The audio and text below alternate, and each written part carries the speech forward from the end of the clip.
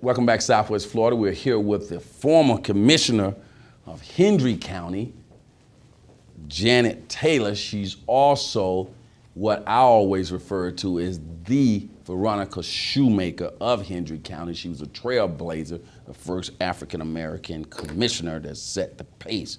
Did it for about 21 years or so. And now she's the president of Glades Lives Matter. Let's get you in here.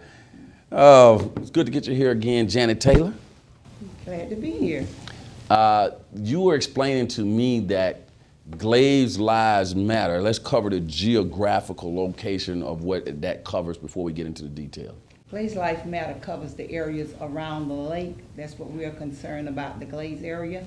And that's South Bay, Belle Glade, Pahokee, Clewiston, Moorhaven, and all the areas around the Lake Okeechobee. Now, I want to first commend you and thank you for all your service as a public servant, a trailblazer in Hendry County, as a commissioner for all those years and opening up doors for minorities and other opportunities that are coming and have come. Thanks a lot. You're welcome. Okay, now we're going to move to your new life, which is the president of Glades Lives Matter. That name itself means what? That name means that we wanted to have a voice for the people around the Glades area. We have a lot of issues that affect not only the minority, but the whole entire region around the lake. And we've always had people speaking up for us, you know, locally, at the state level, at the national level, but none of them ever came to talk to us. So this organization was developed so that we could have a voice. Because I have a slogan with this organization that says, if you're not at the table, you're on the menu.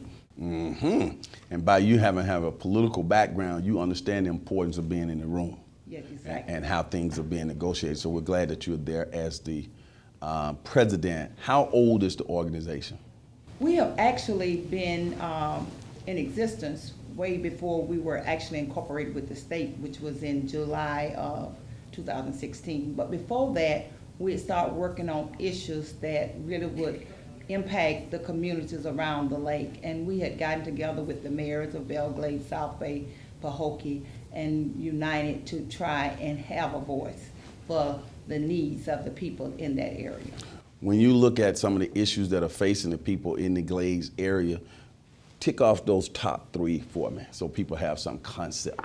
Okay, you know what we have worked most on, and we were organized way before Senate Bill even came in. Senate Bill 10 came into existence.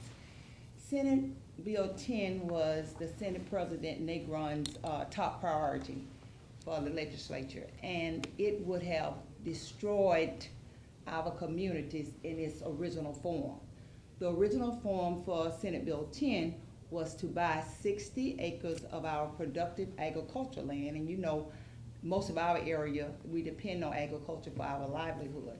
So if that original proposed plan had gone through, then we would have been devastated because we would have had loss of jobs, loss of housing, loss of economic anything for those areas.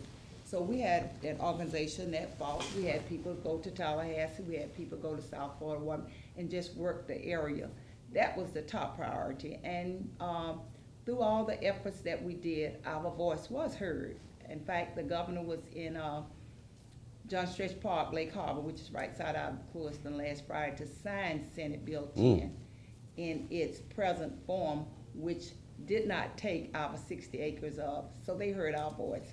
What does the demographics of the Glades area look like? Is it a certain race, certain income status? Is it low to moderate income people? Kind of give us a general idea. Hispanics, Mexican, what? We are migrant workers. We are real diverse. Okay. Real migrant, a lot of migrant workers, not so much as lately, but we have a great Hispanic population.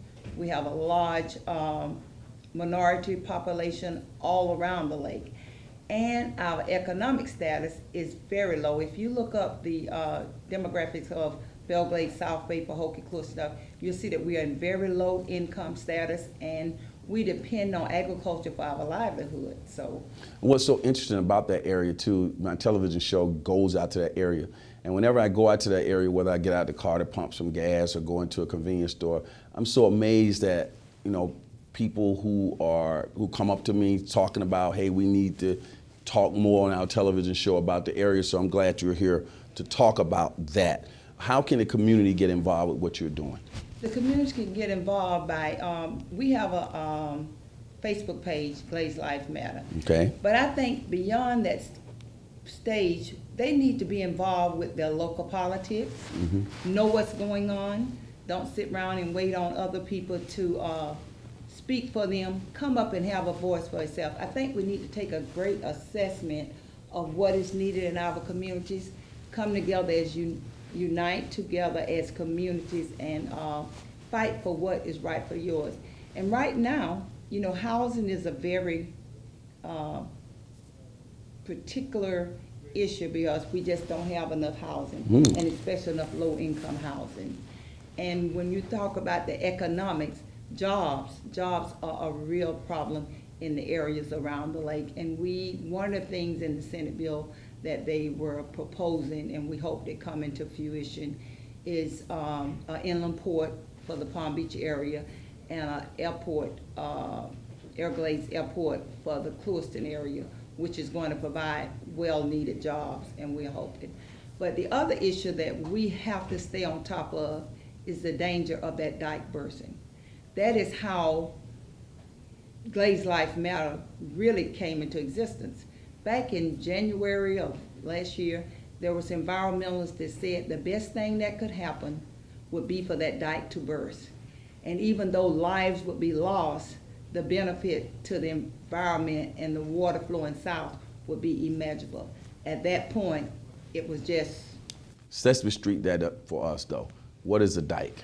The dike is the Herbert Hoover Dam that surrounds the lake. It's the levee that they built around the lake to keep, and I thought a lot of people have heard about the 1926 and the 1928 hurricane that killed thousands of people in that area, and they built that dike to protect those communities around the lake. Well, the dike now needs repairs. It is number 2 in the dams around the country that needs repairs, that is in imminent danger of breaching. So we are very much on top, and the governor on Friday says that he had asked for $200 million to repair the dike. So we don't want to be just asking for, we need that money so that that dike can get repaired. Now, I know you have a Facebook page that people can get connected to you on, but how can people get in touch with you if they want to say, hey, I want to talk to the former commissioner? Well, they can call 863-228-0612, and anybody could give that number out to anybody. It's the number that they can call. And 863 228 0612. Okay, we'll have that number on screen. The final question. What do you see well, not final question, 2 questions. Why do we need a Glazed Lives Matter when we have politicians already in place who are supposed to be doing what you're doing? Well, we need Glazed Lives Matter because the politicians that are in office are doing probably the best that they could do, because that's how it was when I was there. You could do all you could do.